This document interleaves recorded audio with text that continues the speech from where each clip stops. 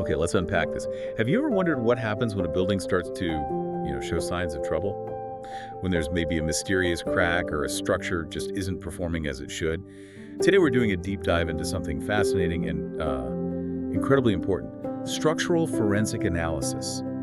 Our mission: to understand how experts systematically investigate failures or distress in buildings and other structures, identifying causes, assessing safety, and recommending solutions. Yeah, and what's fascinating here is how this field truly blends the rigorous science of structural engineering with materials science and even investigative techniques. It's almost like a detective story for buildings. Exactly, like CSI for structures. Pretty much. It's all about figuring out not just what happened, but why it matters, and importantly, what can be done about it. Right. And our source material for this deep dive comes from Structural Forensic Analysis, Investigations and Remediation. So, for you, we're going to distill the key objectives of this crucial work, explore some common causes of structural failures, and walk you through the typical investigation process, including some of the, cool tools involved. And if we connect this to the bigger picture, it's fundamentally about ensuring the safety and longevity of the places we live and work in. These investigations really do matter.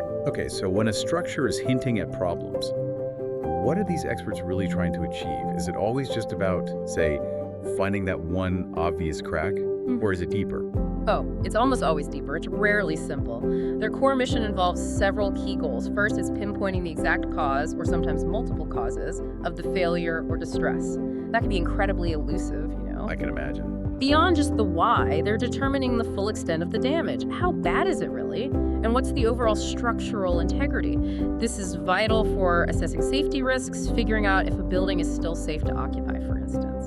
Makes sense. And then, of course, the ultimate goal is to provide concrete recommendations. What needs to be done? Repair, strengthening, or sometimes even outlining the process for safe demolition, if it comes to that. It's interesting how it can even touch on legal aspects, right? Yeah. Like with liability or insurance claims. Absolutely. That's often a significant part of it, providing clear, evidence-based findings for those situations. Okay, so to solve the mystery, they need suspects. What are the usual culprits behind these structural issues? What goes wrong? That's where it gets really intriguing because it's often not just one single thing. We frequently find design errors. Like mistakes in the original plans. Exactly. Maybe underestimating the actual loads the structure would face, or perhaps inadequate detailing in the blueprints, things missed early on. Then you have construction defects, maybe poor workmanship on site, or using the wrong materials, like a lower grade of concrete than specified. Okay.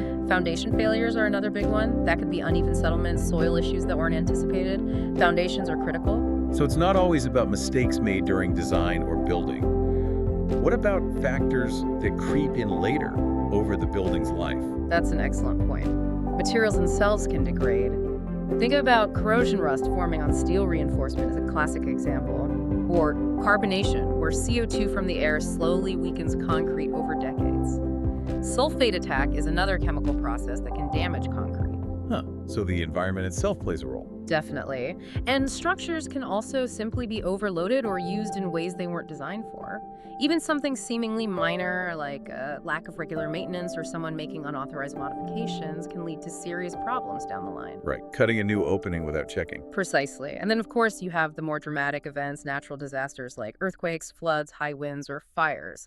They can cause immediate widespread damage. Wow, okay. So with this huge range of potential causes, how do these forensic engineers actually untangle it all? What's their process? It's very systematic. You have to be methodical. It generally starts with a preliminary assessment. That means gathering background info, looking at the original architectural and structural drawings, any past reports, maintenance records. Getting the history first. Yes, followed by an initial site visit. Just to get eyes on the situation, document the general conditions, talk to people involved if possible, get a feel for it. And after that initial sort of scouting mission, they dive deeper. Exactly. That leads into a detailed visual inspection and documentation phase. This is meticulous work. They're looking for every visible sign, cracks, deformations, spalling concrete, corrosion, water stains, you name it, capturing everything with photos, sketches, detailed notes. But like you said, it's not always what you can see on the surface. Right, so that's where testing comes in. Non-destructive testing, or NDT, is huge. For concrete, they might use a rebound hammer. It gives an indication of surface hardness or ultrasonic pulse velocity tests to estimate strength without drilling holes. Clever. But sometimes you do need to take samples. They might take core samples of concrete for lab analysis or test steel rebar for corrosion potential. If foundation issues are suspected, then a proper geotechnical investigation looking at the soil is often necessary. And then they crunch the numbers. Yes, then comes the structural analysis. They might recalculate the structure's load-carrying capacity based on its current state. For complex cases, they'll use computer modeling, like finite element analysis, breaking the structure down virtually to understand stress distributions. You mentioned cool tools earlier. What kind of high-tech gear are we talking about? Oh, they have some really neat stuff. Ground-penetrating radar, GPR, lets them basically see inside concrete to locate rebar, conduits, or even voids without cutting it open. Like an X-ray for concrete. Sort of, yeah. Thermography, using thermal cameras, can help find hidden moisture issues or insulation gaps by looking at temperature differences. And for looking at materials really closely, they might use scanning electron microscopy, (high-M), to examine tiny flaws or material composition at a microscopic level. Incredible detail.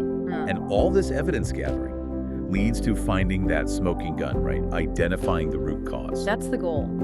Correlating all the findings, the visual evidence, the test results, the analysis with building codes and engineering principles to pinpoint those initiating factors, what really started the problem. Okay, so wrapping this up, what does this all mean?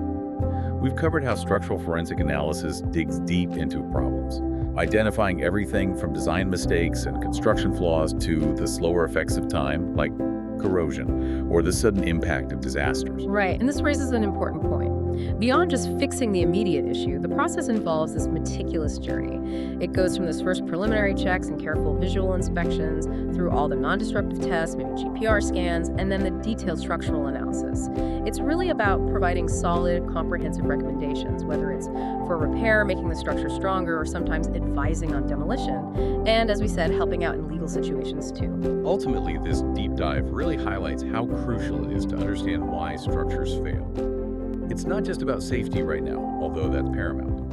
It's also about learning from these issues to build better, safer structures in the future. So for you listening, think about the kind of silent battles buildings sometimes fight against: time, use, or hidden flaws. Next time you see an old bridge, or maybe even just an older building in your town, you might wonder about its hidden story and the kind of forensics that could uncover it.